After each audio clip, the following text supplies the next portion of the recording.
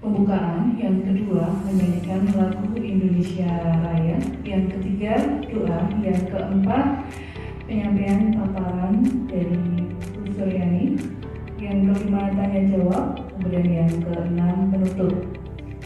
Acara yang pertama pembukaan, marilah kita buka acara hari ini dengan bacaan basmalah bersama-sama.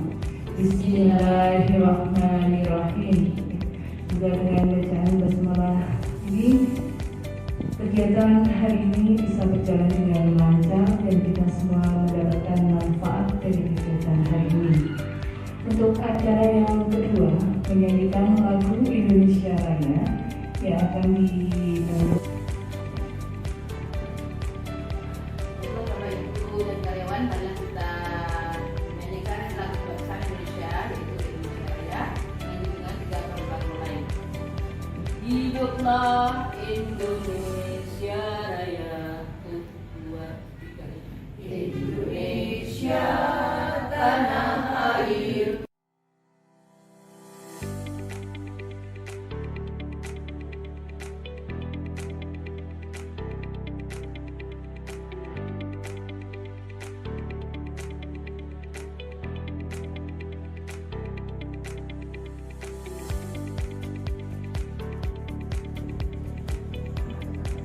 Berdoa selesai.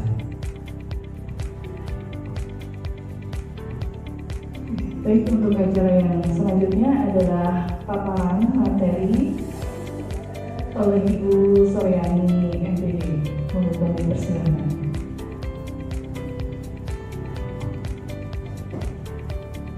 Assalamualaikum warahmatullahi wabarakatuh. Waalaikumsalam warahmatullahi wabarakatuh. Puji syukur alhamdulillah atas rahmat kalian yang berupa kesehatan sehingga pada hari ini kita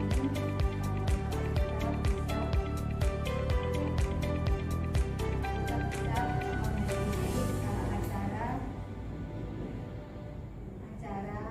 acara kami, yaitu sosialisasi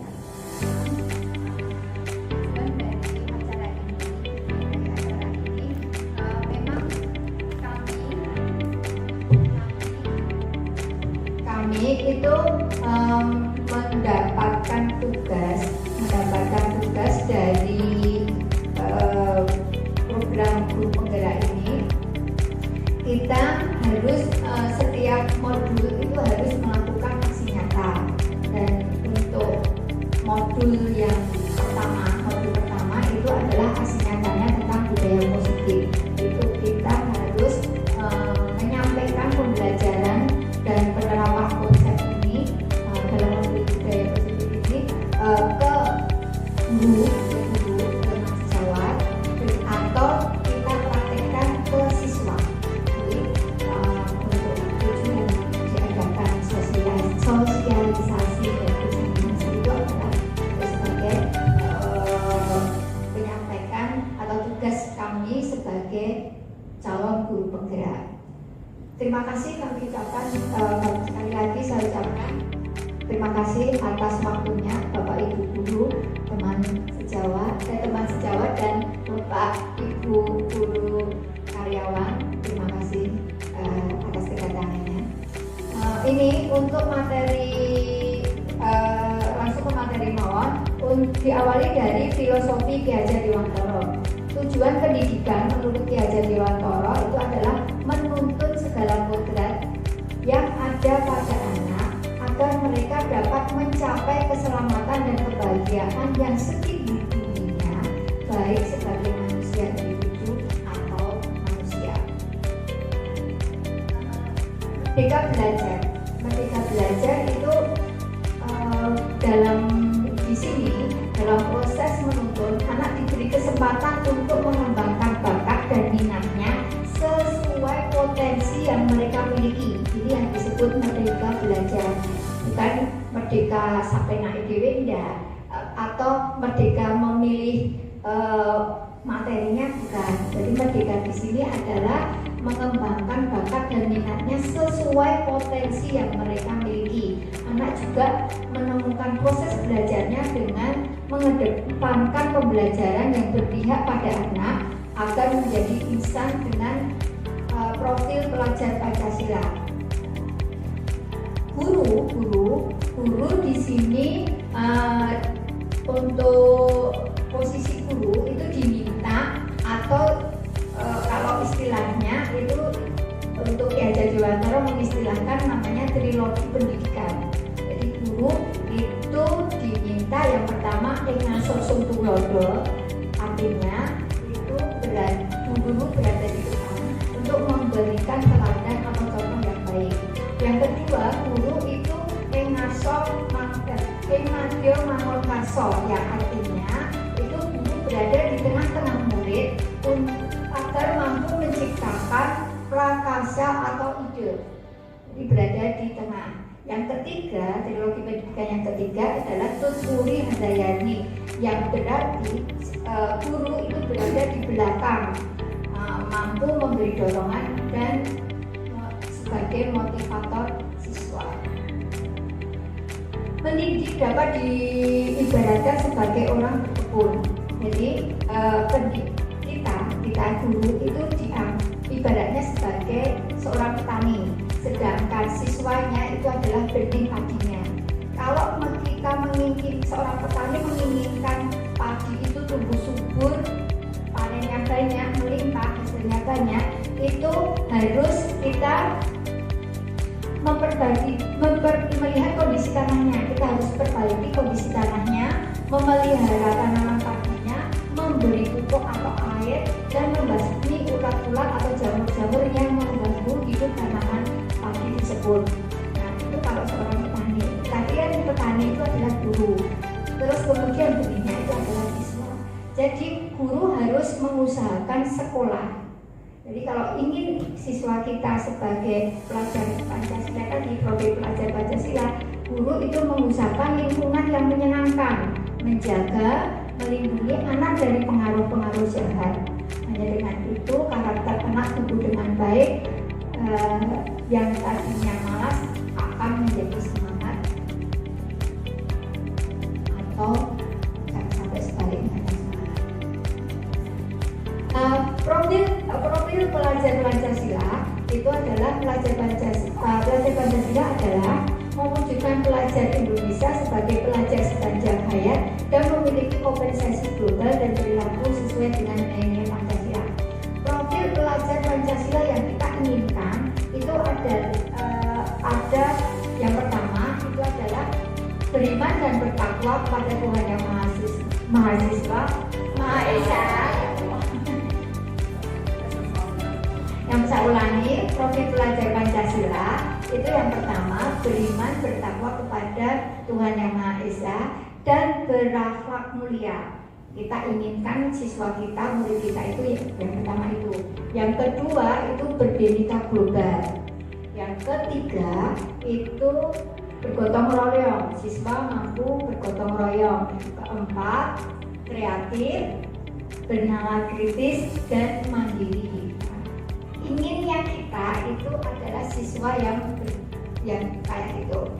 Nah, kalau menginginkan siswa yang seperti itu, maka untuk mewujudkan itu, ya, bajunya.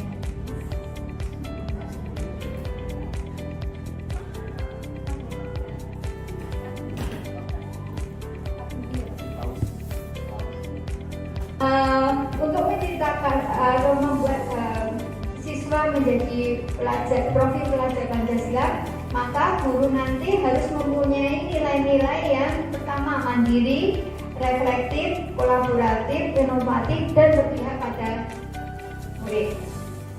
Peran guru penggerak itu ada 5. Yang pertama menjadi pemimpin pembelajaran, menggerakkan komunitas praktisi. Ketiga, mendorong kolaborasi antar guru. Nah, ini posisi saya itu saat ini di posisi ketiga ini, mendorong Bapak Ibu guru untuk berkolaborasi. Monggo, yang pertama ikutlah guru penggerak.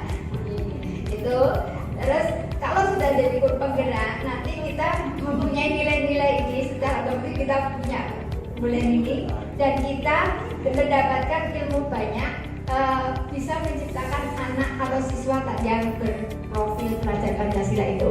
Yang keempat itu adalah guru penggerak, perannya itu menjadi coach bagi guru lain. Yang kelima, mewujudkan pemimpin murid. Budaya positif. Budaya positif di sini itu adalah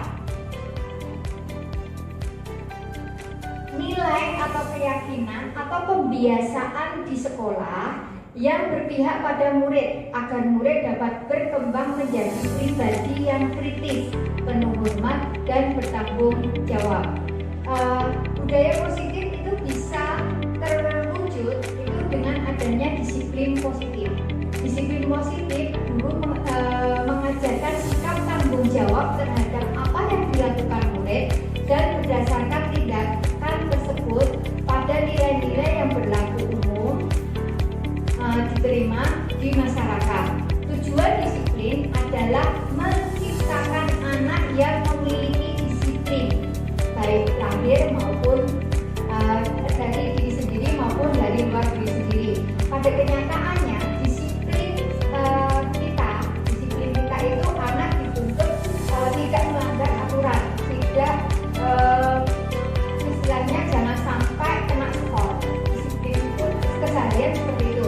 Tapi yang disiplin di sini, disiplin positif ini adalah mengajarkan sikap tanggung jawab. Nanti ada bedanya, nanti ada penjelasan berikutnya.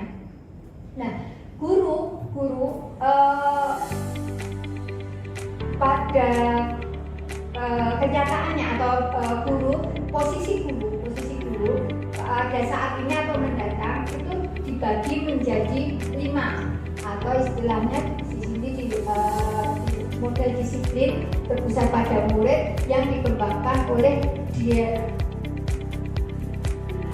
Dian Gosen. Itu membedakan posisi guru itu ada 5. Yang pertama itu guru sebagai pemukul. Mungkin Bapak Ibu juga sudah merasakan atau pernah merasakan di posisi seperti ini. Jadi sebagai pemukul, misalkan ada anak yang tidur saat pelajaran, tergantung mood kita ya. Kalau mood kita lagi bagus ya, ayo langsung bangun, silakan juga. Tapi kenyataannya kalau mood kita lagi jelek, itu ya suruh maju ke depan, mungkin suruh berdiri, kita hukum gaya apa. Atau mungkin keseharian lagi, misalkan ada anak yang pakai sepatu tidak hitam, langsung suruh lepas, seharian nggak pakai sepatu. Posisi saat itu sebagai pemukul. Posisi yang kedua itu adalah guru sebagai pembuat orang merasa bersalah. Jadi saat anak tidur mungkin kalau posisi kita sebagai orang yang membuat orang merasa bersalah, itu bilang nih, nah, mbok yang sakit, wong tuamu, wis kerja mewah, kamu disuruh sekolah kok malah tidur, mungkin. Atau posisi atau mungkin bukan saya sama guru ini, wis di rumah aja, anak lucu ditinggalkan, saya hubungi kalian, kok kalian setelah saya kok malah tidur, bukan itu istilah membuat orang merasa bersalah. Yang ketiga, posisi guru sebagai teman. Mungkin lebih kalau saya merasa sebagai teman itu pelajaran saya itu lebih masuk karena anak lebih terbuka. Misalkan nggak mudahnya gimana, itu mungkin anak lebih senang kalau gurunya itu sebagai teman. Tapi mesti kan ada dampaknya kalau kita sebagai posisi yang ketiga. Yang keempat itu adalah guru sebagai monitor atau pemantau. Misalkan tadi anak tadi yang sering tidur di kelas, itu guru punya catatan. Ini sudah berapa kali tidur di kelas. Nah, berarti untuk kesekian kali, untuk tidur kesekian kali, pasti guru tersebut kamu itu sudah 7 kali tidur saat pelajaran ini datanya komplit. Yang kelima itu adalah yang paling ideal, posisi guru yang paling ideal yaitu sebagai manajer. Pada posisi ini, guru selalu bersama dengan murid, mempersilahkan murid mempertanggungjawabkan perilakunya, mendukung murid agar dapat menemukan solusi atau permasalahannya sendiri. Jadi ketika kita tahu anak tadi tidur di dalam kelas, sering tidur di dalam kelas, kita panggil, dan tidak dipermalukan di dalam kelas, kita panggil mungkin ke ruang guru atau apa, kita panggil sendiri, kita tanya, ini istilahnya kita nganu dulu, kamu sering ya tidur di dalam kelas, tidak apa-apa, itu hal yang lumrah. Kalau orang tidur itu di dalam kelas, kalau udah ngantuk tidur itu tidak apa-apa. Ibu guru juga sering kayak gitu, pernah melakukan seperti itu. Jadi tidak langsung salah gitu kan. Jadi kita bohong dulu. Setelah itu mungkin baru ditanya, kamu kenapa kok sering tidur? Kalau kamu tidur di dalam kelas, itu kamu mengganggu siapa saja.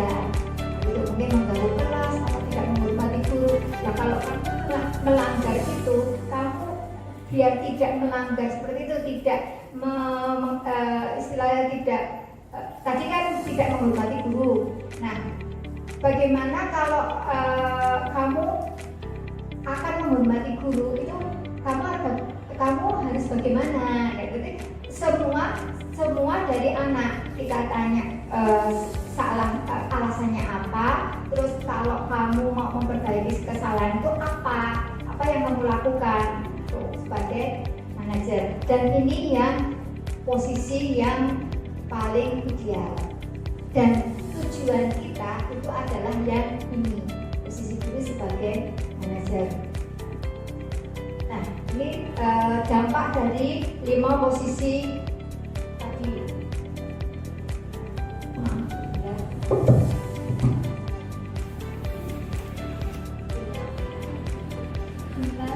Dampak dari kalau kita sebagai guru pemhukum, nanti dampaknya ke siswa itu adalah dia hanya takut saat ada gurunya saja. Kalau tidak ada gurunya, itu dia akan mengulangi kesalahan lagi.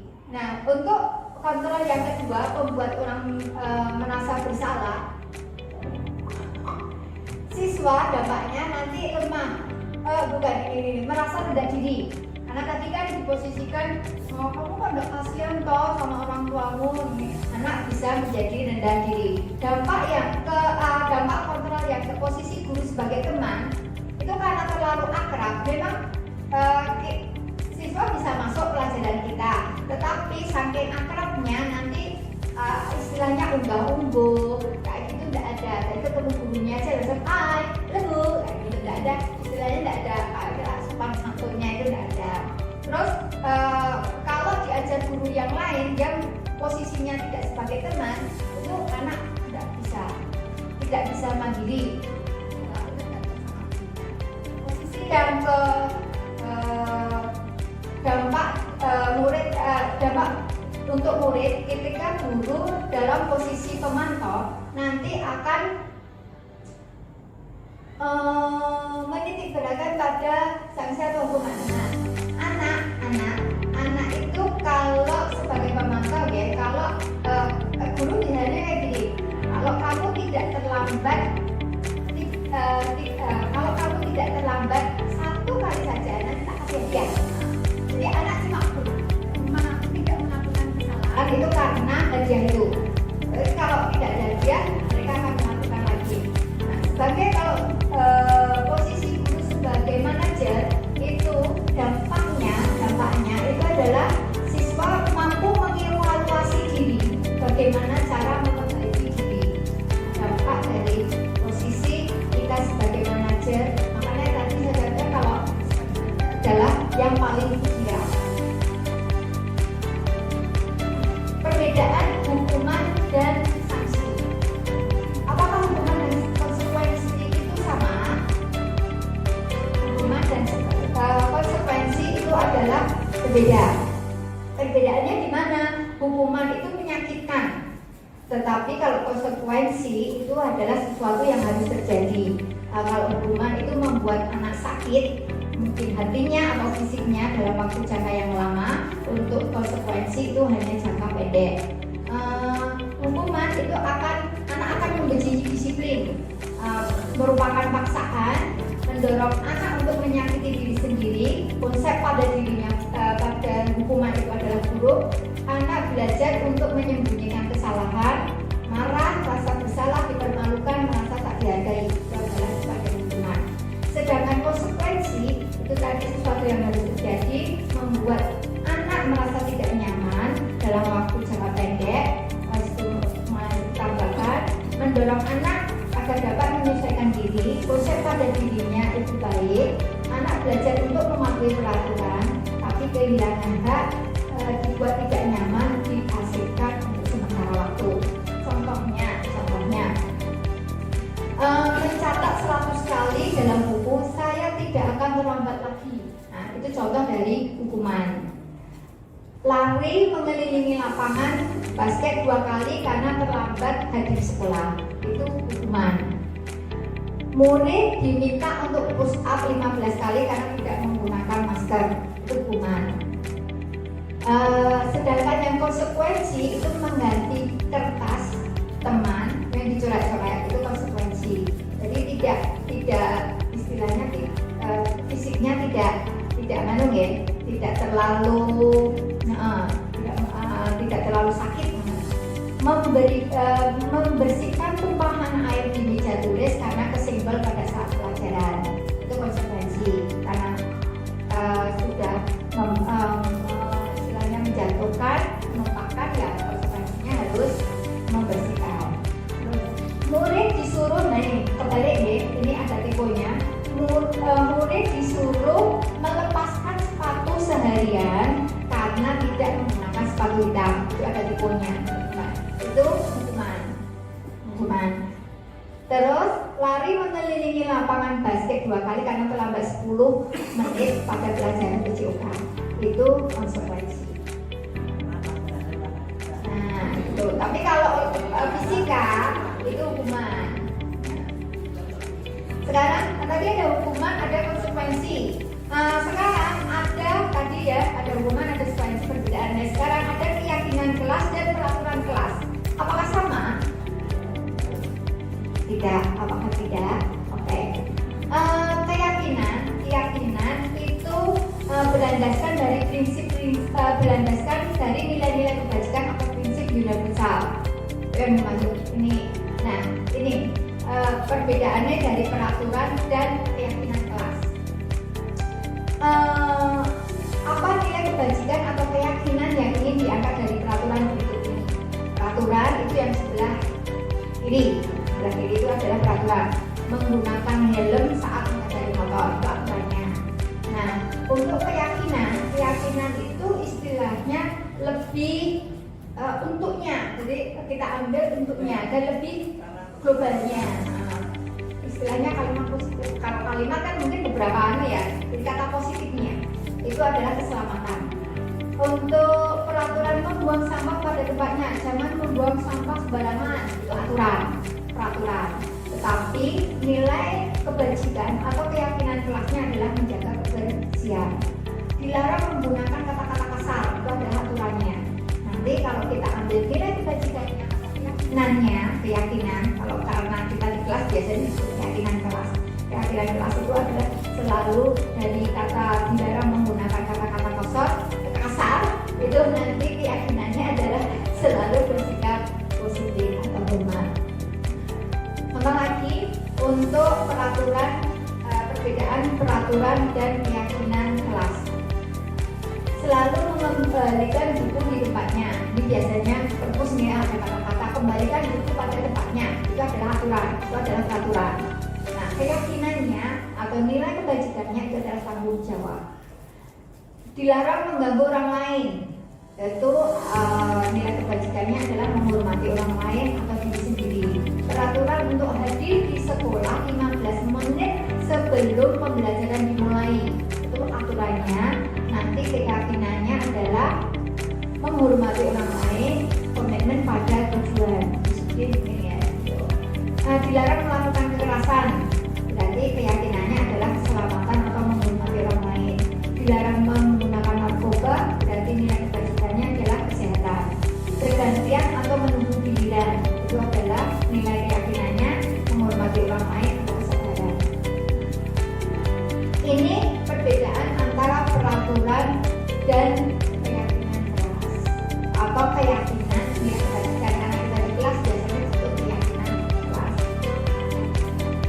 Jadi bisa disimpulkan keyakinan kelas itu akan memotivasi seseorang dalam diri atau bukan dari luar diri. Karena keyakinan kelas bersifat positif, maka dapat diterapkan dalam lingkungan sekolah. Siswa semua manusia itu mempunyai kebutuhan dasar. Saat ini yang kita maksud di sini adalah manusia itu adalah siswa. Siswa itu mempunyai kebutuhan dasar. Yang pertama adalah bertahan hidup, dua cinta kasih sayang atau perhatian. Yang ketiga kebebasan, 4 kesenangan, dan 5 kekuasaan. Jadi kalau kita menghukum itu kan pasti kita mengurangi dari kebutuhan dasar anak ini ya. Berarti kalau kita menghukum anak tidak pakai sepatu terus dia karena tidak seragam pakai sepatu itu maka anak tidak boleh pakai sepatu seharian. Jadi kita kan mengurangi dari kebutuhan anak ini, kebutuhan yang memang harus dipenuhi. Terus kalau kita tidak boleh menghukum, kita bagaimana? Langkah selanjutnya, tindakan yang kita lakukan itu adalah restitusi. Nah, restitusi adalah proses menciptakan kondisi bagi murid untuk memperbaiki kesalahan mereka, sehingga mereka bisa kembali ke kelompok mereka dengan karakter yang lebih kuat menurut Gosen 2004. Ciri dari restitusi itu yang pertama bukan untuk menembus kesalahan, tapi untuk belajar dari kesalahan. Yang kedua memperbaiki hubungan. Ketiga bukan tawaran, bukan paksaan. Keempat restitusi menuntun untuk melihat ke dalam dirinya. Kelima mencari kebutuhan dasar yang dia tidak miliki apa. Jadi harus introspeksi diri. Keenam, fokus pada karakter, bukan tindakan. 7, itu menguatkan. 8, restitusi itu fokus pada solusi. Dan yang terakhir, restitusi itu mengembalikan murid yang berbuat salah pada kelompoknya. Langkah-langkah dalam restitusi itu ada 3, disebut segitiga restitusi. Langkah yang pertama itu adalah menstabilkan identitas. Biasanya ada kata-katanya itu setiap orang itu pernah melakukan kesalahan atau kamu bukan satu-satunya yang pernah melakukan ini. Jadi kayak bom dulu itu adalah yang disebut menstabilkan identitas. Langkah kedua adalah validasi tindakan yang salah. Biasanya ada kata-kata, adakah cara yang lebih efektif untuk mendapatkan apa yang kamu butuhkan atau kamu tentu punya alasan kenapa melakukan itu. Mungkin untuk guru BK sering melakukan restitusi ini ya, tapi kalau kita yang mapel lain itu ya seringnya melakukan hukuman atau sebagainya. Langkah yang ketiga adalah menanyakan keyakinan kelas apa yang telah kita kesepakati. Kamu ingin menjadi orang yang seperti apa? Itu adalah 3 langkah restitusi atau biasanya disebut segitiga restitusi. Ini tadi contoh untuk tindakan saat langkah pertama menstabilkan identitas itu misalkan kayak tadi ada siswa yang tidur tadi loh. Nah kita panggil kemudian kita menanya istilahnya itu hal yang manusiawi, ngantuk itu juga pernah melakukan seperti itu. Validasi tindakan itu menanyakan istilahnya ini kenapa sebelum kita menanyakan alasan dia itu kan mungkin bisa gini, kamu bisa loh melakukan tindakan yang lebih parah kalau kamu ngantuk kan kamu bolos kadang, tapi kan kamu tidak melakukan itu, kamu tetap sekolah walaupun di sekolah tidur. Alasannya apa?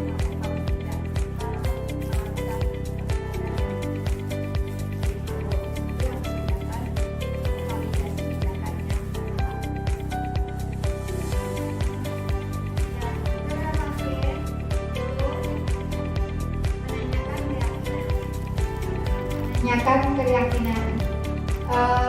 Kalau kamu tidur di kelas itu keyakinan apa yang telah kamu langgar? Nah, Solusinya apa kalau kamu tidak ingin melanggar keyakinan yang ada di kelas? Itu contohnya. Tadi kalau misalkan kasus yang pertama, kalau ini kasus yang kedua seperti ini. Ibu Dani sedang menjelaskan pelajaran bahasa Inggris di papan tulis. Namun beliau memperhatikan bahwa Fajar malah tidur-tiduran dan tampak acuh tak acuh pada pelajaran. Fajar, coba jawab pertanyaan nomor 3. Maju ke depan dan kerjakan di papan tulis. Fajar pun tampak malas-malasan maju ke depan. Dan sesampainya di depan papan tulis pun, Fajar hanya diam terpaku sambil memegang buku bahasa Inggrisnya dan memainkan spidol di tangannya. Ayo Fajar, makanya jangan tidur-tiduran. Lain kali perhatikan. Sudah sana, duduk kembali. Kira-kira siapa yang bisa? Fajar pun kembali duduk di bangkunya. Hal seperti ini sudah sering terjadi pada Fajar. Sepertinya tidak memperhatikan acuh tak acuh dan nilainya pun tidak terlalu bagus untuk pelajaran bahasa Inggris. Pada saat ditegur oleh Ibu Dani, Fajar hanya menjawab, "Gak tahu Bu." Ibu Dani pun menjawab, "Gimana sih Fajar, kamu gak kasihan sama Ibu ya? Ibu sudah capek-capek mengajarkan kamu. Gak kasihan sama Ibu." Dan Fajar pun hanya diam membisu. Nah, pertanyaannya, posisi kontrol yang diaku oleh Ibu Dani itu sebagai apa? Tadi posisinya tadi ada 5 kan? Sebagai penghukum, merasa orang bersalah, sebagai teman, sebagai pemantau, atau sebagai manajer. Manajer merasa bersalah. Kalau merasa bersalah, kita simpan dulu.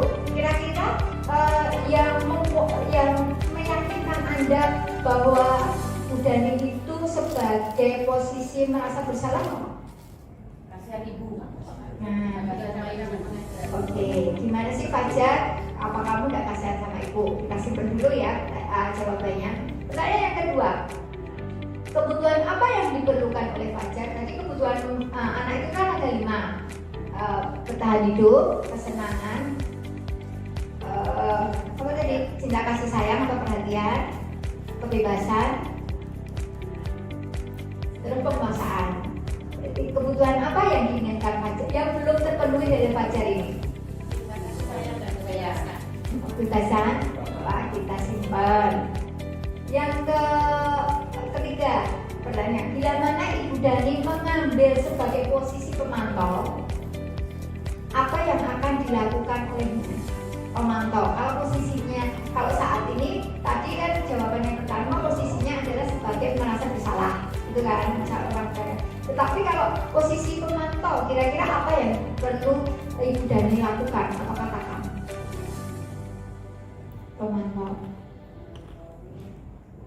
Sudah berapa kali tidur pelajaran saya? Apa yang memang di sini tidak ada Bu. Kalau ini kan beliau sebagai merasa bersalah. Nah, kalau sebagai pemantau itu kira-kira Ibu Dani itu harus bagaimana? Pendekatan benar. Oke. Tadi jawabannya adalah posisi Ibu Dani membuat orang merasa bersalah. Betul ya. Tersirat pada kata-kata, gimana sih Fajar, kamu gak kasihan sama ibu ya? Ibu sudah sampai capek mengajarkan kamu kasihan, kamu gak kasihan sama ibu. Murid menjadi dampaknya, murid kan menjadi merasa bersalah. Murid merasa menjadi orang yang gagal, tidak sanggup membahagiakan orang lain. Emosi akan tertanam, murid menahan perasaannya. Ini dampak kalau merasa bersalahnya itu.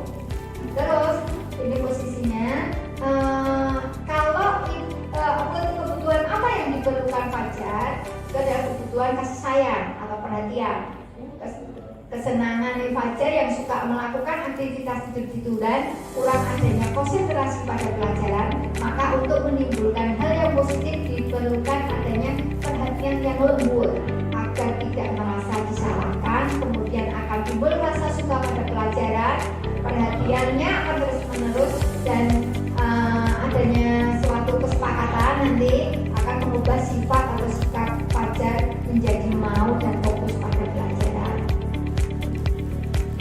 Tuh, kalau tadi yang dilakukan Ibu Dani sebagai pemantau atau monitor, yang dikatakan Ibu Dani mungkin yang dilakukan Fajar apa yang dipikirkan sehingga tidak konsentrasi pada pelajaran. Mungkin yang dikatakan bukan tadi, mungkin bisa kalau kamu tahu bagaimana peraturan di kelas ketika itu memberikan pelajaran. Nah, ketika kamu tidak mematuhi, kamu tahu kan konsekuensinya apa. Itu kalau sebagai pemantau atau monitor. Yang dilakukan Ibu Guru dan ini itu adalah melakukan pengawasan dengan adanya catatan. Pasti catatan. Oh, dia sudah tidur berapa kali? Kalau adanya penggunaan sanksi. Kalau kamu tidur sudah 2 kali, sanksinya ini. Mengembangkan Fajar agar mempunyai etika yang baik, menggunakan metode pembelajaran yang menarik, membuat suasana pembelajaran yang nyaman, aman dan menyenangkan. Kolaborasi dengan sekian mungkin dari saya. Mohon maaf jika ada salah kata. Mungkin kita ke sesi berikutnya. Saya kembalikan sama Oke, terima kasih Bu Suryani atas paparan materi budaya positif. Untuk acara yang selanjutnya, tanya jawab. Monggo Bapak Ibu sakit tanya jawab ataupun tanggapan terkait dengan materi yang sudah disampaikan. Monggo kami persilahkan.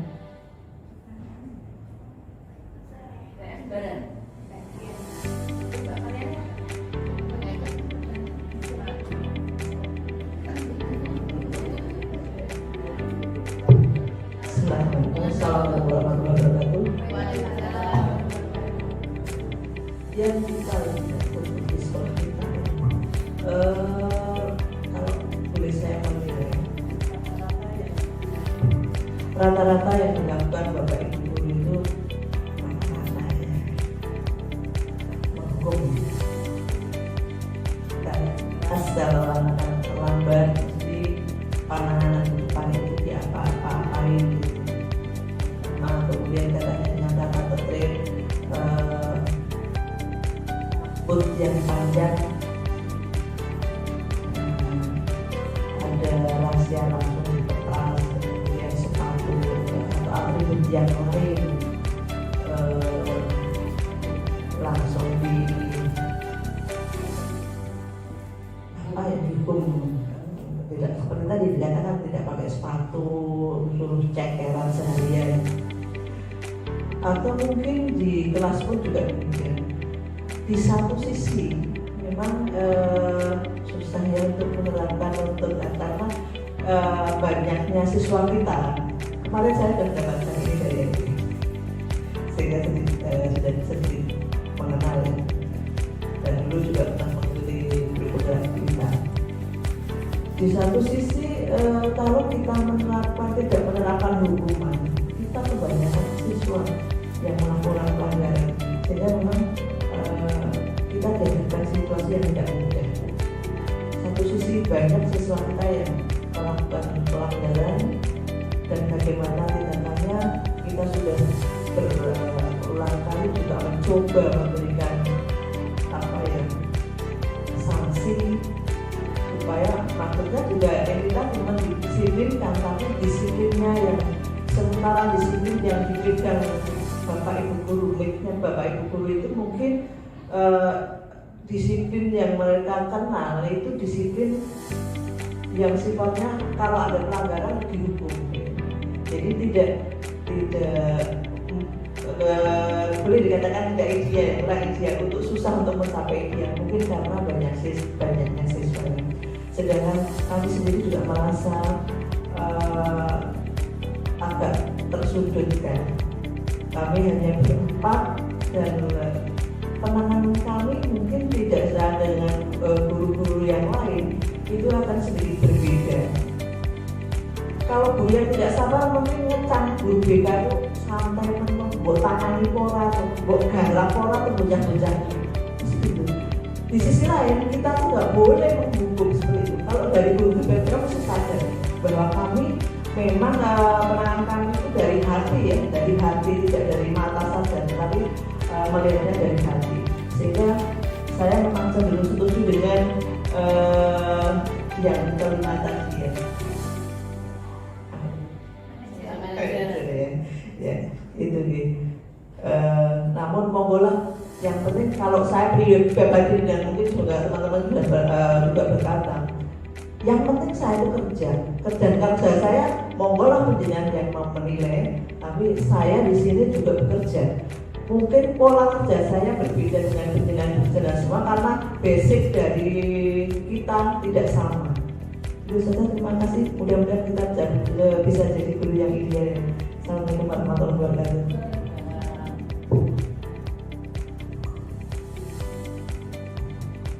Oke, ya sedikit menanggapi dari Bu Ani ya, selaku guru BK yang memang mungkin kita belum satu persepsi gitu ya, belum punya persepsi yang sama gitu ya. Jadi dalam penanganannya pun juga mungkin berbeda. Nah, mungkin salah satu cara dengan ini tadi dari Bu Suryani memberikan sosialisasi gitu ya. Jadi terkait dengan budaya positif juga bisa ini ya.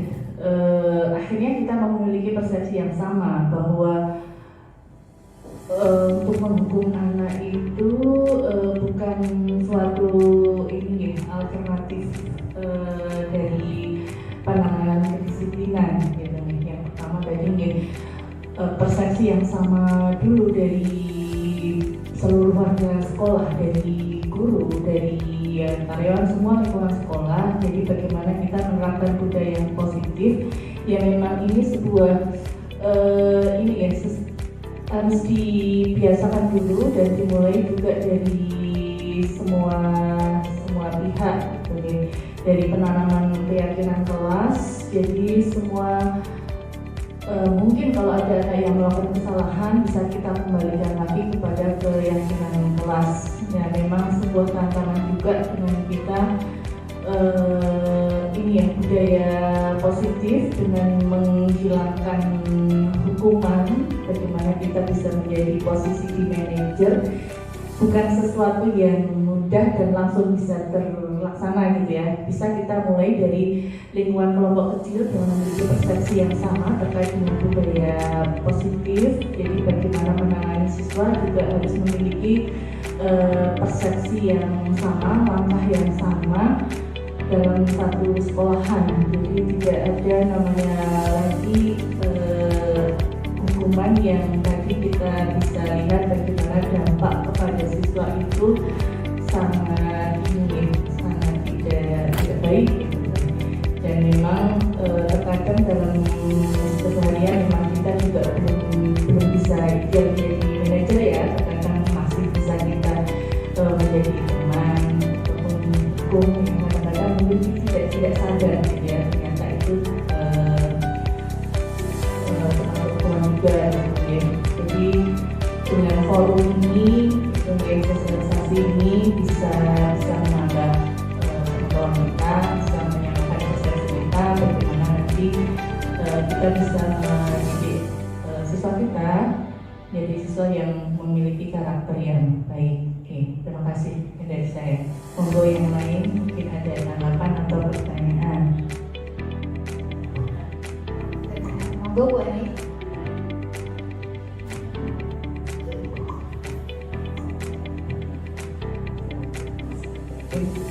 Assalamualaikum warahmatullahi wabarakatuh.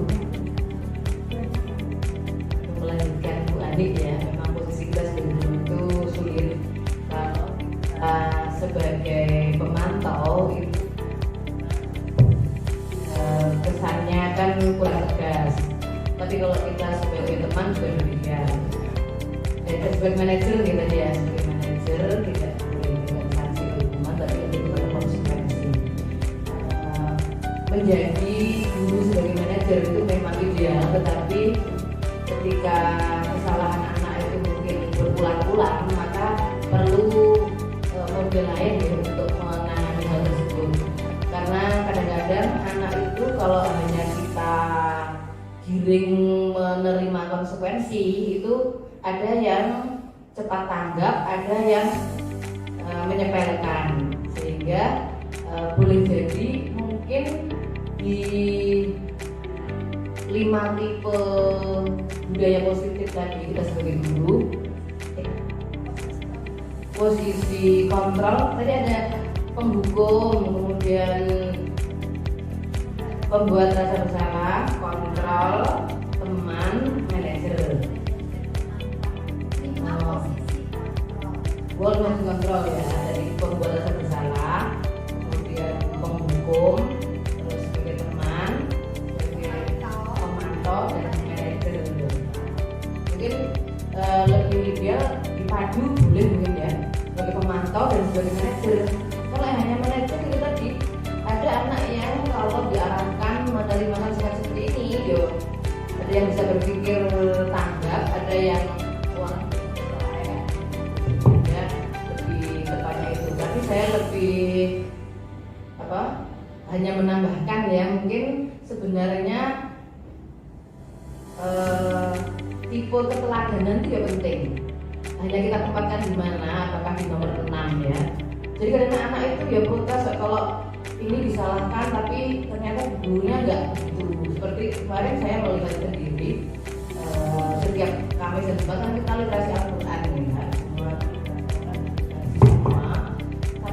Ada bapak ibu yang masih jalan-jalan kemana-mana gitu ya. Nah anak melihat itu namanya posisi kita sebagai keteladanan sebenarnya, kontrol keteladanan. Yang mungkin bisa nomor 6 ya, manajer dan keteladanan. Karena itu tadi anak yang protes kalau kita anak harus begini, ternyata guru enggak, itu juga menjadi pertanyaan yang buat mereka itu memberontak. Padahal kan kita pengennya mereka itu patuh dengan penuh cinta ya, bukan patuh dengan rasa takut atau dendam. Jadi hanya tanggapan ini ya, bahwa posisi kontrol itu utamanya adalah sebagai manajer dan keteladanan ya. Mungkin bisa diambil sedikit kebaikan dari pemantau. Assalamualaikum warahmatullahi wabarakatuh.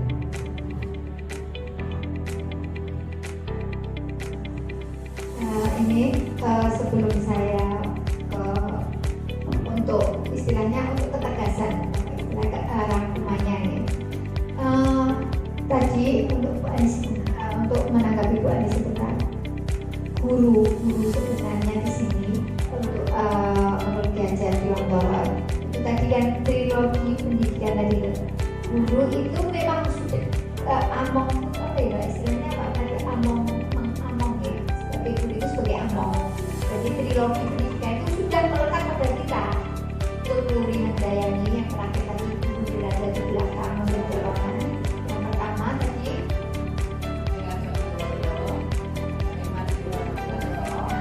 ketika kita di depan, kita kan memberikan teladan. Nah, jadi tidak perlu menambahkan di posisi kontrol tadi pun. Jadi kita itu memang kita sebagai guru itu harus memberi keteladanan. Nah, kenapa terdapat guru yang memberi teladan yang negatif? Itu kan kembali ke personal ya, kembali ke personal. Tapi untuk kita sebagai guru, di trilogi pendidikan itu sudah melekat pada guru. Nah, untuk apakah kita tidak boleh menghukum siswa? Boleh. Jadi kita itu boleh memberi hukuman kepada siswa, tetapi harus ada tadi. Ini tadi kan yang kita paparkan ini kan semua kepada guru. Nah, kepada anaknya itu cara membuat keyakinan atau nilai-nilai kebajikan dalam kelas. Jadi kalau mungkin untuk sekolah, jadi kalau kita di sekolah itu kan ada aturan-aturan itu Pak STP 2 aturannya itu loh Bu. Nah, melanggar STP 2 kan saat itu kan yang membuat itu kan sekolah. Nah, itu merupakan hukuman. Tapi kalau kita membuatnya itu bersama anak-anak, mulai dari anak yang membuat anak, kalau anak melanggar yang sudah menjadi keyakinan mereka, kita memberi hukuman itu boleh. Jadi anak tetap tadi harus membuat keyakinan dulu, nilai-nilai kebajikan yang ada dalam sekolah kita apa, dalam kelas itu apa. Kalau melanggar berarti konsekuensinya itu, hukumnya itu. Nah, guru secara memang kita itu memang istilahnya buatan produk zaman dulu yang disiplin itu ya mainnya dididik gitu. Nah, untuk kalau kita akan merubah ke budaya positif dengan cara restitusi tadi, itu bagaimana? Nah, nanti itu adalah peran dari guru penggerak, atau kita harus sering-sering sosialisasi, selalu mengikuti sosialisasi tentang budaya politik dan ini budaya positif, iya budaya positif. Nah, peran guru penggerak di sini tadi saya sudah menjadi pembimbing pembelajaran, menggerakkan komunitas sekolah, orang selalu mengadakan sosialisasi tentang budaya positif ini. Terus gurunya itu harus sebagai coach untuk guru lain, jadi selalu memberikan informasi ya ini. Jadi untuk memang tidak semudah membalikkan tangan gitu. Ya, dulu dari saya kembalikan lagi ke baik, Bapak Ibu. Untuk pertanyaan dan ini nanti bisa kita lanjutkan dengan kita bisa melanjutkan dengan komunitas aktif. Bapak Ibu, demikian pemaparan dari Bu Suryani dan diskusi tanya jawab kita hari ini. Alhamdulillah acara hari ini telah berjalan dengan lancar.